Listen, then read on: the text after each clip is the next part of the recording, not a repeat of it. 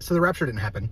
And the lady who just got out of my car chose violence this morning. We're driving down the road and she says, "Do you know why I had to use Uber this morning?" And I said, "No, why?" And she said, "I sold my car for the rapture." And I said, "Oh, I'm so sorry." And she said, "Should have known that would be your answer." And I was like, "Pardon?" And she said, "You don't love the Lord, do you?" "Ma'am, what?"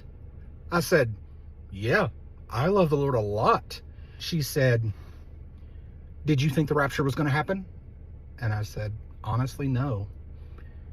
And she said, "Yeah, so you're not a real Christian." Okay. Okay. Y'all, I try to be so nice. I really want a tip. I do, because I need money to pay bills. And I really want a 5-star review because I've given over 18,000 rides and have a 5-star review still. So I would like to keep it that way. But today, no, not today. You can give me a 1-star. And I said, "Can you please explain to me what you think the difference is between real Christians and fake Christians?" And she said, "Well, obviously the people who are actually prepared for the rapture and believed that God was coming back for his bride are the ones." And I said, "And what about the ones of us who just are ready for whenever the Lord decides to call us home, so we don't have to play into the panic that everyone sets forward of a possible rapture date that a man in South Africa had a dream about?" She goes, "Well." I said, "Ma'am, I have been a Christian for the majority of my life.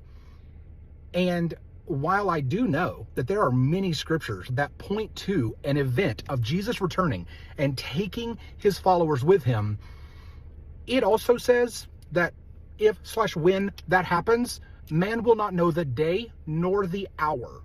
So what made you think that a guy in South Africa was going to have a dream that it was going to happen on one of 2 days and we were suddenly going to be called up to glory?" And she said, "You seem to be getting really defensive." And I said, "You called me a fake Christian. So yeah, I'll get defensive about who I am as a human. First off, you want to go around calling people real Christians and fake Christians? How about you leave that up to Jesus? Because he's the person we're actually having the relationship with and determining whether or not we are actually a Christian, if we have actually accepted him into our heart, if we actually believe all the things that he said. And what he did not tell me to do was to go around picking out the fake Christians and the real Christians. In fact, what he told me was, "Judge not, lest ye be judged." So how about you stop looking for whether or not people are real or fake Christians and maybe keep your car next time?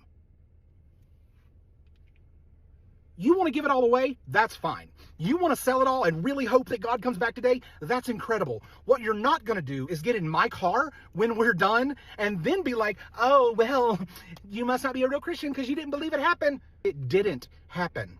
So then she says, "Well, that was just a test." A test? For what?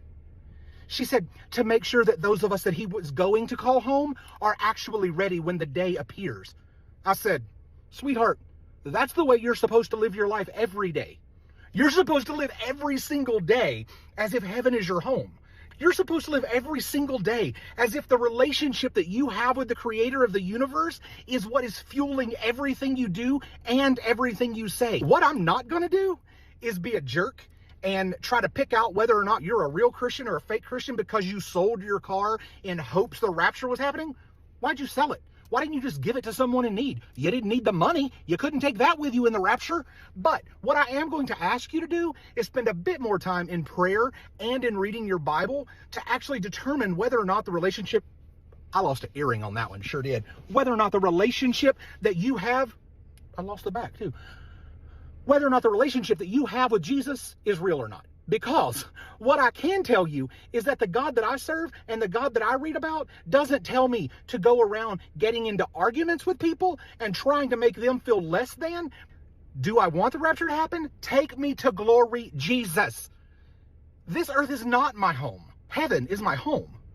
The relationship with Jesus is my most important relationship on this earth.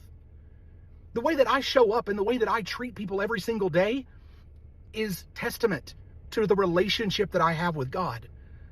And the one thing that my Jesus never told me to do was to get into a random person's car and try to make them feel less than.